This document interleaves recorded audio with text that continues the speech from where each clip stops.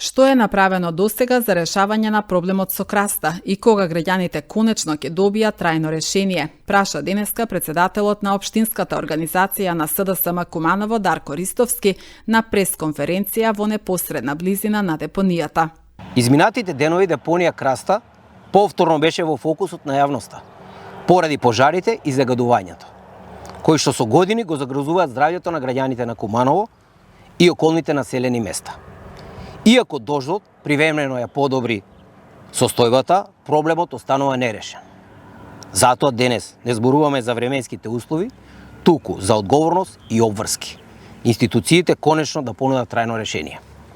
Димитриевски повеќе од една деценија е дел од локалната власт, како советник, председател на совет и градоначелник. Граѓаните имаат право да знаат што е направено во тој период за решавање на проблемот со депонијата Краста.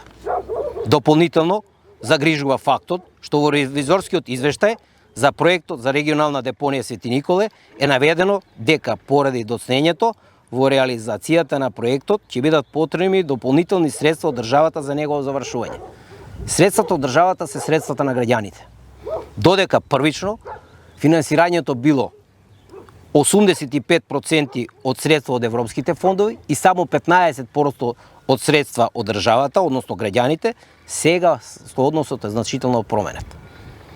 Наместо најголем дел од средствата да бидат обезбедени од Европска Унија, товарот ќе падне врз државниот буџет и граѓаните. 65% од средствата се од државата, а додека само 35% од европски фондови. Прашањата се едноставно. Кој ќе ја плати цената за ова доцнење и неодговорност? Одговорот е јасен, граѓаните. Меѓу кои граѓаните на Куманово. Затоа ги поставуваме следните прашања. Што е направено досега за трајно решавање на проблемот со краста? Што ќе се направи понатаму? И кога граѓаните конечно ќе добијат трајно решение?